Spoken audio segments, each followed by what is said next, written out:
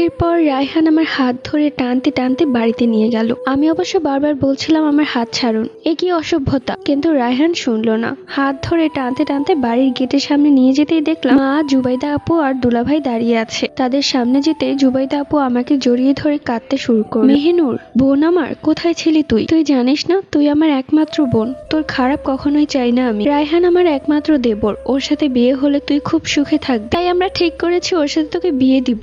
তখন আমি আপুকে বললাম, আপু আমি এই বিয়েতে রাজি না, ওকে আমি পছন্দ করি না, আর যে মানুষটাকে পছন্দ করি না তার সাথে কি করে সংসার করব, একসাথে থাকবো। তখন আপু বলল, দেখ প্রথম প্রথম এমনটাই হয়, তারপর আস্তে আস্তে সব ঠিক হয়ে যাবে। ঠিক আছে, তোমরা যেহেতু এত জোর করছো তাহলে তোমরা শুনে রাখো, আমি অন্য কাউকে ভালোবাসি। সবাই অবাক হয়ে আমার দিকে তাকিয়ে রইল।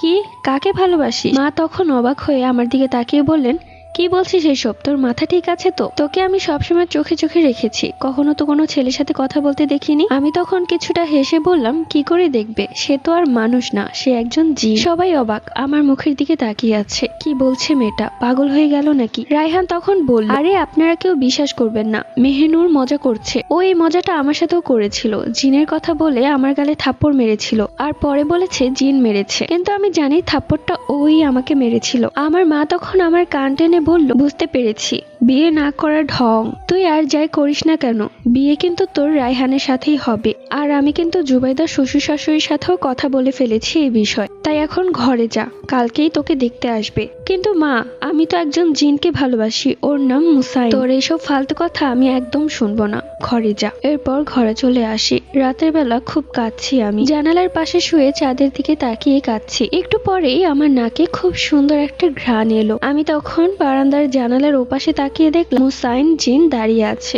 আমি তখন তাকে বললাম, আপনি কি করে পারলেন আমাকে সেই শয়তান রায়হানের সাথে রেখে চলে যেতে? এখন দেখেছেনই তো আমার বিয়ে ঠিক হয়ে গেছে, আর আমি ভালো করেই জানি সে ছেলেটা আমাকে বিয়ের পর কখনোই শান্তিতে থাকতে দিবে না, কেননা আপনি ওকে চর মেরেছিলেন আর ও সেটা বুঝেছে আমি মেরেছি, তাই ও সেই চরের প্রতিশোধ নিবেই। আরে তুমি কেন চিন্তা করছো, দরকার হয় তোমাকে মেরে ফেলবো, তারপরও তুমি অন্য কারো হতে পারবে না। কি, মেরে ফেলবেন? কিন্তু কেন?